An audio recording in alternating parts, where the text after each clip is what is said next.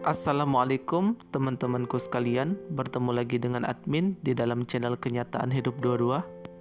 Kita harus tahu teman-temanku sekalian, orang bisa berkesimpulan bahwasannya dunia ini diciptakan oleh Tuhan.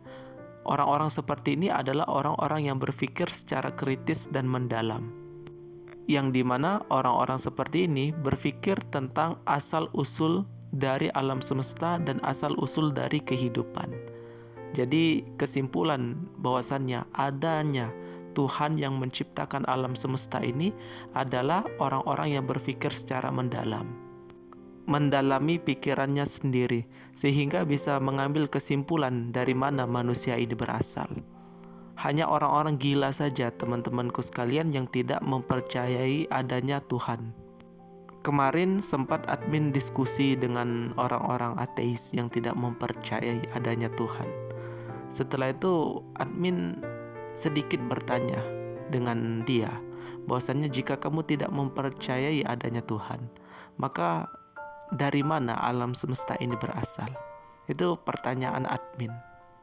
Lalu orang ini menjawab bahwasannya alam semesta ini kekal abadi, sudah ada dari dulu dan dulu sehingga dahulunya itu tidak terbatas. Jadi alam semesta ini kekal dan tidak ada awal. Itu yang dikatakan oleh orang ateis itu.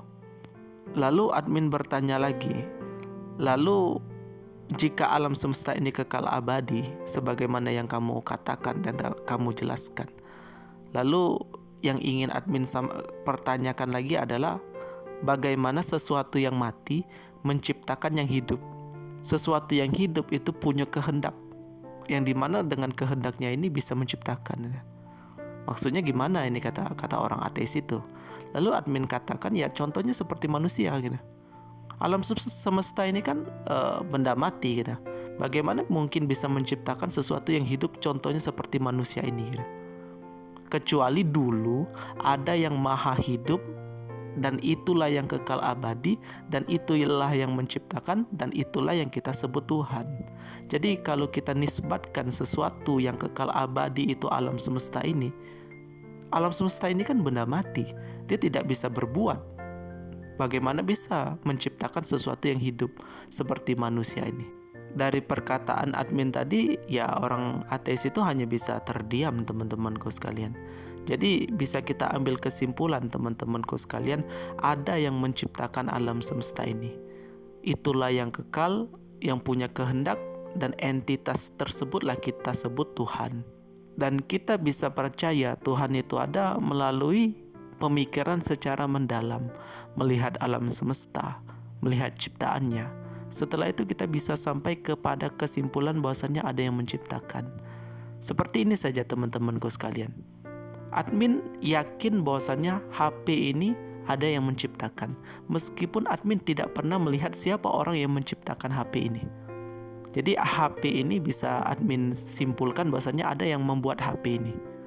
Nah, kita ajak lagi ke sesuatu yang lebih besar, seperti meja. Meja itu teman-temanku sekalian, meskipun admin tidak pernah melihat siapa yang menciptakan meja, admin yakin bahwasannya meja itu ada yang menciptakan, ada yang membuatnya, ada yang membentuknya. Nah, jadi meskipun admin tidak pernah melihat siapa yang menciptakan meja, admin yakin ada yang menciptakan. Setelah itu kita ambil contoh yang lebih besar, rumah. Rumah ini admin tidak pernah bisa melihat siapa yang menciptakan rumah. Tapi admin bisa percaya bahwasanya rumah ini ada yang menciptakannya.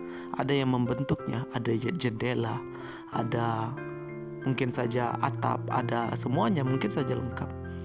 Kita ambil contoh lagi sesuatu yang lebih besar lagi seperti alam semesta. Hanya orang sakit saja yang mengatakan alam semesta ini tidak ada yang menciptakannya. Coba saja admin bilang rumah itu tidak ada yang menciptakan. Rumah itu terjadi karena sendirinya, karena ada angin yang bertiup, ada petir yang mengguncang, setelah itu ada gempa bumi yang menghambar misalkan. Setelah itu proses terjadi, setelah itu jadilah rumah yang besar. Ini akan dikatakan hanya orang-orang sakit saja yang percaya tentang hal tersebut. Itu sebenarnya orang-orang sakit saja teman-temanku sekalian. rumah sekecil itu saja kita tidak bisa percaya bahwasanya rumah tidak ada yang menciptakan. Apalagi alam semesta yang sebagaimana luas ini. Ada langit, ada bumi, ada matahari, ada bulan. Dan semua planet-planet di semesta itu tersusun dengan rapi. Mustahil sesuatu yang besar seperti ini tidak ada yang menciptakan. Jadi jika kita berpikir tentang Tuhan ini, teman-temanku sekalian, itu berpikir secara mendalam. Jadi Tuhan itu ada atau tidak? Jika ada, siapa? Setelah itu baru ngomongi kehendak Tuhan. Karena banyak orang yang ngomongi tentang Tuhan tanpa namanya benang merah, sehingga dia tidak pernah sampai kepada hakikat Tuhan itu sendiri. Jadi Tuhan itu ada atau tidak? Kita berpikir secara yang admin katakan tadi, oh Tuhan itu ada, tapi Tuhan itu siapa gitu? Banyak orang-orang mempertuhankan sesuatu. Ada mempertuhankan benda mati, mempertuhankan patung, mempertuhankan roh, mempertuhankan manusia. Jadi yang mana Tuhan yang sebenarnya? Nah, jika kita ingin mencari Tuhan yang sebenarnya, maka kita harus mencari peninggalan Tuhan. Apa itu kitab suci? Jadi kita mempelajari kitab suci. Jadi setelah itu kita mempelajari kitab suci, baru kita akan menemukan kehendak Tuhan, apa yang Tuhan inginkan. Jadi teman-temanku sekalian bisa tontonin video admin mengenal agama dunia. Jadi di situ admin mencoba menjelaskan siapa Tuhan yang sebenarnya di situ. Jadi jika teman-temanku tertarik, bisa ditontonin di video yang admin bahas sebelumnya, yaitu mengenal agama dunia. Mungkin video itu sudah lama sebenarnya admin bahas, teman-temanku sekalian. Jika teman-temanku bingung, ya wajar. Namanya manusia itu sebenarnya sudah admin pernah jelaskan pada video-video sebelumnya yang setelah lalu, yang mungkin saja sudah lama. Tuhan itu hal yang dicari oleh setiap manusia. Jadi Tuhan itu hal yang dicari oleh setiap manusia. Jadi teman-temanku sekalian, wajar jika kita bertanya-tanya tentang Tuhan, itu sebenarnya wajar. Tidak ada salahnya. Akan tetapi ada rambu-rambu yang harus kita lakukan untuk mencari Tuhan tersebut. Segala sesuatu itu sebenarnya ada aturan, teman-temanku sekalian. Jika kita ingin membongkar HP, itu sebenarnya ada panduan kan? Ada bukunya. Jika kita ingin membongkar motor, semua ada panduan. Sama juga mencari Tuhan, ada yang namanya sebuah panduan, yaitu kitab suci. Nah setelah itu kita harus tahu juga, kitab suci ini betul tak turun dari langit, turun dari Tuhan. Karena banyak kitab suci yang mungkin saja mengaku-ngaku. Manusia kan sering mengaku-ngaku, teman-temanku sekalian. Ngaku-ngaku. Orang saja ada yang ngaku sakti kok. Ada juga yang ngaku ini dari Tuhan ya. Nah itu yang namanya penyelidikan.